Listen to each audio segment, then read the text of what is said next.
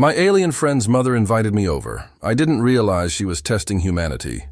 The airlock door hissed open, and a wave of warm, floral air rolled over me. Too sweet, too bright, like I'd stepped into the inside of a nebula. My palm left a sweaty print on the metal as I let go. No human had ever been invited into a Zelthari core home before. They didn't even let most of their own up here. "Eli," Laren called, his 4 pupils dilating in unison. "You're late. That is considered bold." "For humans," I said, trying to sound casual. "Being exactly on time is suspicious." His throat frills fluttered. Laughter, I'd learned. Mother will decide if she believes that. The core home glowed with soft bands of bioluminescent coral wrapped around crystal ribs.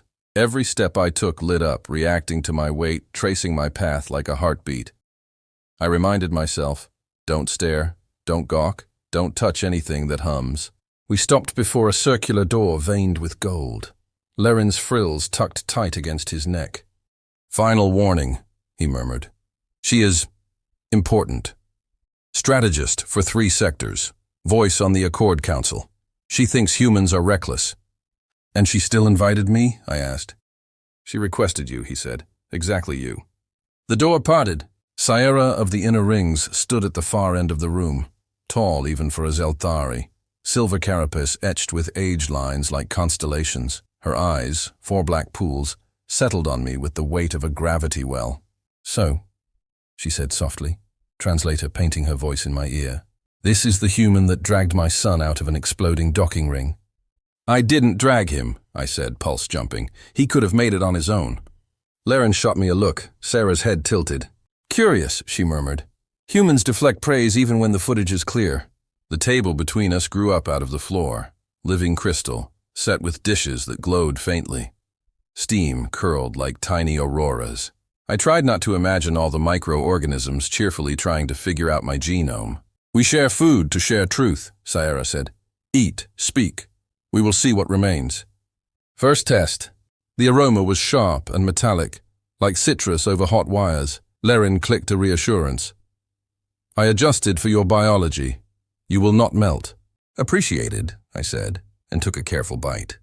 Heat bloomed across my tongue, then spread into my chest. Not painful, just loud. Colors sharpened. My heart thudded harder against my ribs. Sierra watched every micro-reaction. "Your people walk into unknown atmospheres, unknown foods, unknown skies," she said. "Why?" "Because someone has to go first," I answered, swallowing.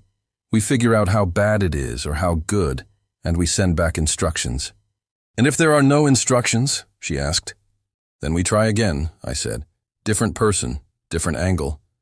Her eyes narrowed, considering, not hostile. Second test. Midway through the meal, a smaller Zelthari, Laren's little sister, I guessed, skittered into the room chasing a floating holosphere. It darted past our table toward the open maintenance rim, where the floor dropped away into a shaft of humming light. "Ree!" Sarah snapped. "Stop!" The holosphere bounced off a crystal rib. Ree lunged after it, feet sliding on the living floor. I didn't think. I vaulted the table, dishes spinning, Sierra's exclamation lost under the rising hum of exposed power lines. I caught Ree around the middle, momentum yanking both of us toward the rim. My boots scraped for purchase. The floor panels brightened under the sudden weight. Too close. My fingers hooked into a groove just before the edge. For a heartbeat we hung there, gravity dragging at my shoulders, the shaft below a column of singing light. Then Laren's hands were on my arm, Sierra's on his, and we pulled backward in a messy, breathless pile. The holosphere plummeted, dissolving in the energy column with a soft chime. Ree trembled in my arms, frills plastered tight. I am not harmed," she stammered. "Me neither," I said, voice shaking. "Let's not try that again." When I looked up, Sierra was staring at me as if I'd grown a second head. "You moved before you understood the danger," she said quietly. "Yeah," I breathed. "That's kind of our thing." "I did not order you to protect her," she pressed. "You are not bound to our line." I shrugged, dizzy from adrenaline. "She's a kid. We don't leave the small ones. Doesn't matter whose they are." Silence settled, deep and electric. Laren exhaled. "Mother." She lifted a hand and he fell silent. For 3 cycles, Sarah said slowly, I have argued that humans are too volatile, too quick to act, too willing to leap into fire without calculating the loss. Her eyes softened, just a fraction. I see now I was correct, she continued. You are too quick, too willing, and that is precisely why the Accord may survive the next century. My throat tightened. Is this still about dinner? I managed. Or did I accidentally sign up for something bigger? A ripple of amusement passed through her frills. Consider this an invitation, not just to my home, but to our future debates, our strategies, our fears. I require at least one human voice in the room who will jump where we hesitate. She extended one hand, palm glowing with a faint bioluminescent pattern, Zelthari gesture of welcome. My own hand shook as I placed it against hers. Steady. Welcome, Eli Myron, she said. Not as guest, as family of the inner rings. Behind her, the floor still bore the bright scar of our skid, a luminous streak where we had nearly gone over.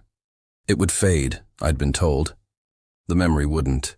Humans get called fragile, impulsive, breakable. Maybe that's true. But when the edge appears, we don't stop to list our weaknesses. We move. I glanced at Laren, at Ree clutching a replacement holosphere, at Sierra, whose people had once faced humanity across a battlefield and now sat with me at her table. No, I thought, this wasn't just dinner. This was our test. And somehow, without meaning to, I'd answered for all of us. If this touched you, show your love in whatever way feels right.